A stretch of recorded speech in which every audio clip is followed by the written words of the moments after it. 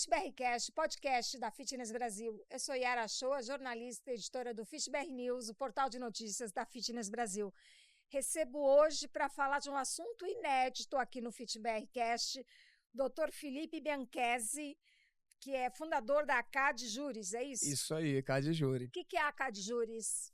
Então, Yara, a ACAD Juris é um projeto, tá, de assessoria empresarial integralizada. E quando eu falo integralizada é porque eu sou advogado, me especializei no direito trabalhista assim que me formei. Logo depois eu emendei uma outra especialização em direito empresarial e tive a oportunidade de, na faculdade, fazer uma formação em auditoria trabalhista. E quando tive minha primeira oportunidade de contratação como advogado, eu fui contratado pelo Ricardo Abreu e pela Jorodoim. O Ricardo ele era dono de uma rede de academias chamada Gym Center lá no Rio e foi fundador da ACAD Brasil e era muito atuante dentro do segmento fitness. E com isso ele começou a abrir a oportunidade de nós oferecermos os serviços jurídicos para o segmento de academias, principalmente os associados da ACAD Brasil. E eu fui contratado na época para fazer a auditoria de uma rede que estava começando na época com um grande investidor que se chamava Bodytech, e eu fui fazer uma auditoria da primeira unidade da Bodytech no processo de expansão, uma auditoria trabalhista. E ali eu descobri todas as dores que existiam em relação às irregularidades e às dificuldades dos gestores em aplicar na prática as leis trabalhistas. E aquilo ali me abriu a cabeça e eu comecei a criar as teses de defesa. Não só o processo de regularização, mas quando tinha os processos, eu comecei a construir as teses de defesa. E aí, de auditor, eu virei advogado de defesa e comecei a fazer as defesas e os processos de defesa de algumas academias e fui tendo cada vez mais acesso a mais informações. E aí eu fui percebendo que, gente, não tem lógica eu ficar deixando esses donos de academia esperarem o processo acontecer para depois gastar uma fortuna com advogado, gastar, às vezes, uma fortuna com condenação. Vamos tentar trabalhar com consultorias preventivas para evitar que chegue no processo.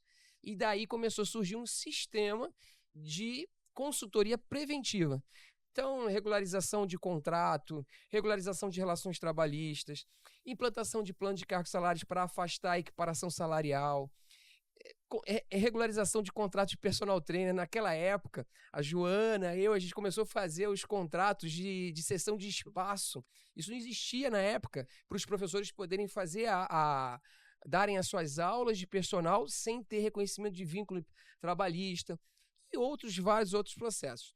E isso aí foi desenvolvendo. Em 2008 eu saí do Ricardo, a Joana também saiu, foi montar o projeto dela, e aí eu fiquei um tempo meio ali construindo um pouco a base de alguns trabalhos, fiquei com alguns clientes, e 2010, 2011, eu comecei a ver que não adiantava eu fazer toda uma auditoria, fazer todo um relatório, montar um monte de orientações, e aí chegava na contabilidade, não resolvia. Aí os contadores não sabiam resolver. Por quê? Porque os contadores eles eram generalistas. Eles eram contadores que atendiam parte de indústria, parte de comércio em suas maiorias. E quando chegava no segmento de fitness, nossa, era uma enxurrada de problemas. Não fazia o contrato, era um contrato genérico. E você sabe que a academia tem um sistema de remuneração e um sistema de horário da recepção. Um sistema de remuneração, um sistema de horário, de controle de ponto da administrativo, da limpeza. O profissional de educação física, então, que é super especial, que eles têm ali a parte de horário, né? É um contrato horista, eles têm um sistema de remuneração por hora-aula diferenciado. Era uma enxurrada de problemas com concessão de férias, com pagamento de 13º, fazia cálculo errado, enfim. Então não adiantava eu fazer auditoria, entregar um memorando que a maioria das resistências que eu tinha era dos próprios contadores. E aí eu pensei, poxa, eu preciso pegar e ter a contabilidade também. E foi daí que surgiu a ACAD Juris, que eu peguei e acabei trazendo uma empresa paralela ao serviço jurídico, onde eu fiz uma sociedade com o Afonso, na época era meu contador, eu peguei, fiz uma proposta para ele, falei assim, olha, eu estou com um cliente muito problemático, você topa fazer um piloto comigo, da gente fazer uma assessoria integrada? E dali a gente fez um trabalho de recuperação, foi um sucesso. Esse cliente está aí comigo aí, até hoje, foi um dos meus primeiros clientes do ACAD Juris. E de lá para cá a gente veio construindo esse trabalho de integrar a assessoria jurídica com a contabilidade no processo de regularização e prevenção de procedimentos, de operação, de gestão. Então a gente pensa, você é um assessor jurídico, o pessoal logo pensa em processo, pensa em juiz, pensa em defesa. Esquece. A nossa ideia é evitar que isso tudo aconteça. E vida real, quantas academias, quantos estúdios, quantos personal trainers têm, de fato, uma assessoria jurídica? Não, pouquíssimos. Existe muita resistência. Porque o pessoal tem esse paradigma, esse preconceito de achar que advogado é problema. Se eu tiver que procurar um advogado, é porque eu estou com um pepino aqui muito grande e eu estou querendo fugir de pepino. E existe uma resistência da pessoa pensar na prevenção. O brasileiro é naturalmente acostumado a remediar, né, e não prevenir. Com exceção da saúde, até mesmo na saúde é difícil você ver, né? É nesse universo que a gente fala muito em prevenção, né? Em algumas áreas essa coisa não funciona, então, né? Justamente. E eu fui identificando as necessidades e fui entrando justamente na intenção de ajudar as empresas. Eu sou conhecido como advogado das pequenas academias, né? Hoje eu atuo como diretor jurídico do Sindacad e lá eu faço esse trabalho de defesa também, de trazer esse processo de desenvolvimento, de orientação, para que eles entendam a importância de atuar na regularidade. E não esperar vir uma fiscalização, sofrer um processo, e aí depois tem problema com execução fiscal, tem problema... Olha, um produto que eu estou hoje começando a oferecer e está começando Olha, já há mais de 10 anos que eu ofereço isso. Se você puxar aí nos YouTubes da vida, você vai ver que tem um vídeo meu, uma live que eu participei, não me lembro com quem.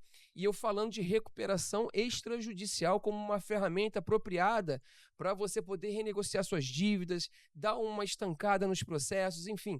Só veio realmente ter alguém interessado depois da pandemia. E é uma coisa que as pessoas ficam pensando que é associada à falência. Então, quer dizer, tem os preconceitos e os desconhecimentos em relação a esses institutos que são importantíssimos e que eu acho que ainda tem muito a contribuir para que as academias possam desenvolver. A gente tem muito trabalho para fazer, isso que me estimula aí dentro desse nosso mercado. No seu dia a dia, qual é o principal BO das academias? Isso aí, olha, quer que eu faça uma lista para você aqui? Olha, atualmente a gente tem tido muito problema de reclamação de assédio, isso está acontecendo muito, acidentes, problemas em relação à questão de furto, isso aí tem assim, é uma coisa que a gente ainda não consegue entender, que as pessoas estão cada vez mais abusadas assim nesses aspectos. Problema de contrato, que cliente não quer pagar multa, quer cancelar o contrato, ou não... A pandemia gerou um mau costume da pessoa pegar e não ir. E aí ela pede o cancelamento de qualquer jeito, não vai na recepção, não pega, ou então não manda um e-mail, aí depois entra com um processo pedindo para poder cancelar. Problemas de questões fiscais, isso está começando agora a surgir, até pela nova metodologia que esse atual governo está desenvolvendo de fiscalização, com utilização de inteligência artificial. Esse é um outro problema que está começando a surgir, porque muitas academias têm, eu digo assim, até uma relativa ingenuidade, tá? Muitas pessoas levam para a maldade, que seria um aspecto de sonegação, necessidade de sobrevivência, enfim, não. Eu digo que na maioria das vezes entrega tudo dentro da contabilidade.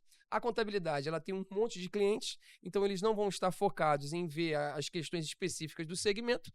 E hoje existe aquela questão de uma concorrência muito cruel de utilização de sistemas a maioria das empresas estão no Simples. E no Simples não existe todo o rigor de necessidade de escrituração contábil. É livro caixa, conciliação bancária, acabou. Emissão de guia e paga, fechou. Mas hoje não está mais sendo essa facilidade. Eles estão usando inteligência artificial, estão cruzando informação do faturamento declarado pelas operadoras de cartão de crédito e com as guias emitidas. E aí está tendo cruzamento de informação que está pegando aí um monte de gente que, na verdade, tem a suspeição de estar sonegando algum valor ali que recebeu e não emitiu nota. Esse tem sido um dos problemas que tem surgido também com uma certa recorrência agora para a gente. E nesses casos que você falou, que estão cada vez mais comuns de assédio, acidente, às vezes uma morte, em que momento que você entra? Aconteceu o negócio, o dono já te liga e...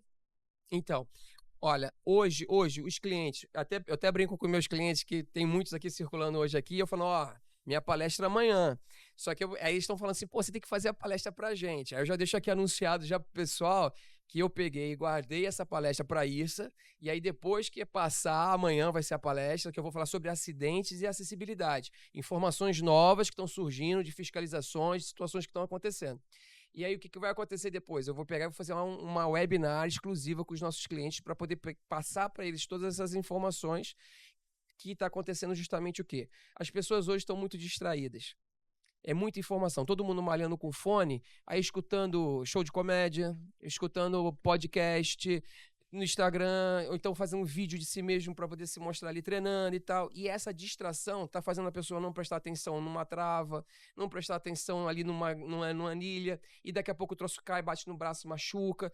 E os professores não estão sendo treinados, não estão sendo preparados para antecipar a previsão da possibilidade dessa pessoa fazer esse tipo de situação.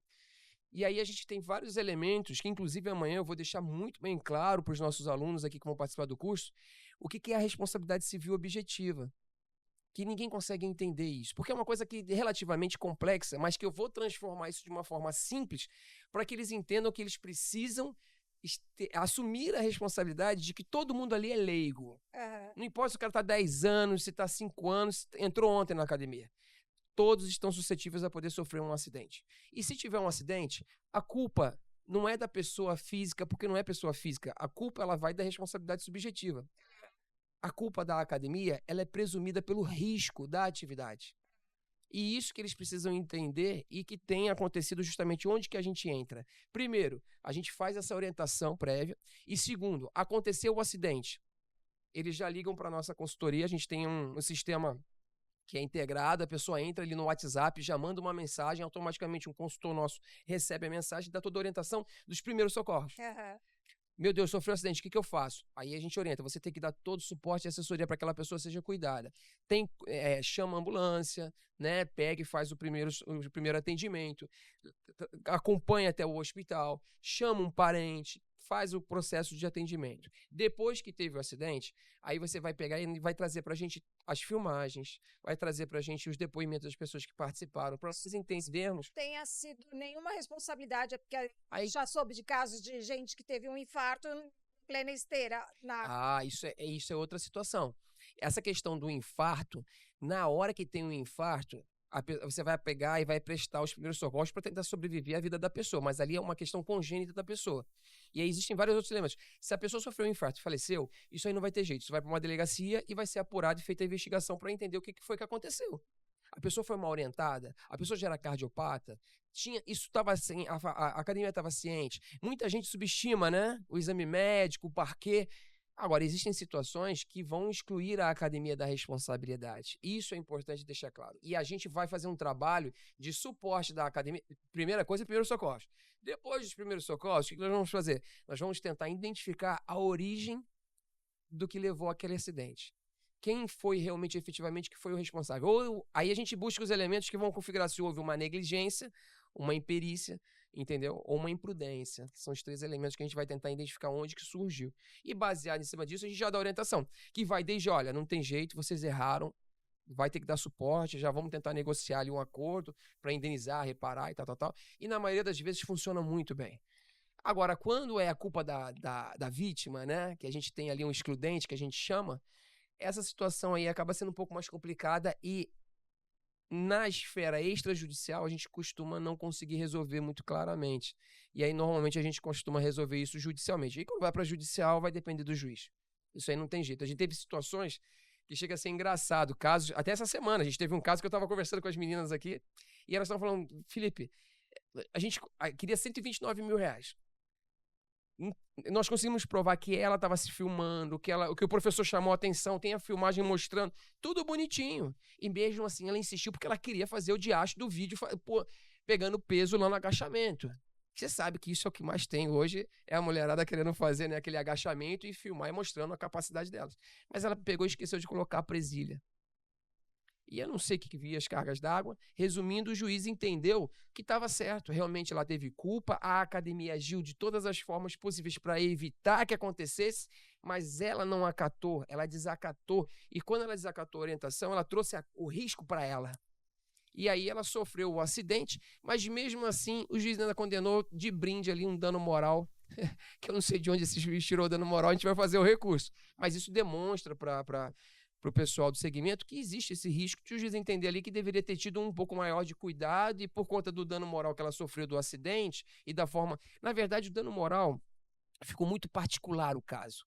Foi uma questão do tipo assim, vocês pegaram e foram um pouco grosseiros com ela, vocês poderiam ter, depois que ela sofreu o acidente, ter dado um pouco mais de atenção, tal. Mas a pessoa era um gênio difícil, o juiz não entendeu isso, entendeu? Então, ficou também um pouco ali no aspecto do oportunismo, que a gente não conseguiu provar para o juiz que ela estava querendo se aproveitar da situação para poder levantar uma grana da empresa através do judiciário, entendeu? Fora do terno e gravata, você malha também? Você tem algum esporte? Tenho. Eu faço academia pelo menos aí umas 4 vezes por semana. Mas eu brinco com o pessoal que a minha academia é fisioterapia e terapia, né? Eu gosto de ficar lá uma horazinha, uns 40 minutos na esteira, eu aproveito para ver ali um videozinho e depois eu faço um treininho ABC aí só para deixar o músculo em dia, né? Felipe, para a gente encerrar, uma mensagem para quem está ouvindo a gente, gestores, profissionais de educação física, personal, da sua área, o que é importante eles saberem? Olha, eu gostaria de deixar aqui para vocês dois pontos muito importantes. Primeiro, o aspecto de vocês entenderem a necessidade de trabalhar a prevenção. Isso é o primeiro ponto que eu venho trabalhando há muito tempo. E a prevenção, ela passa por vários aspectos, Yara. Passa pela questão da transfobia. Hoje vocês precisam trabalhar a inclusão. Eu digo que a academia que ficar querendo bater pé e não trabalhar a inclusão está perdendo uma enorme oportunidade de usar um marketing que hoje a nova geração está abraçando. E eles não vão viver eternamente de 50 a mais.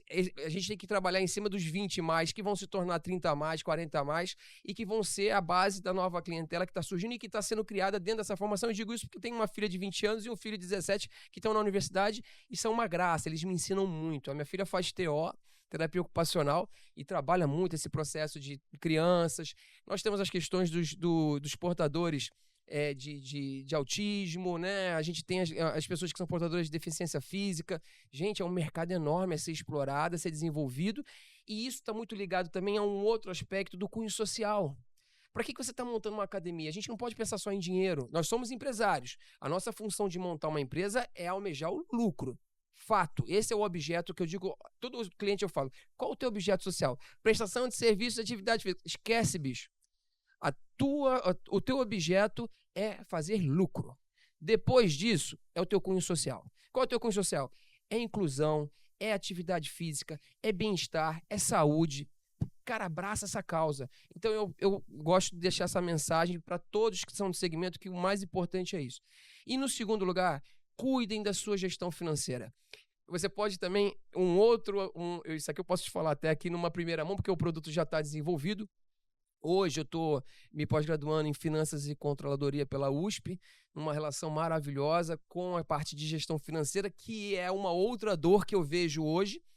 E eu gostaria de deixar essa mensagem aqui também. Gestores, busquem o conhecimento e a especialização nessa área de gestão financeira. Não adianta você ser um grande técnico, você dominar uma metodologia de treinamento, você contratar a melhor consultoria de vendas, você aumentar as suas vendas e o dinheiro escoar por outro lado, porque você não tem ali uma gestão financeira saudável, profissional, coerente, entendeu?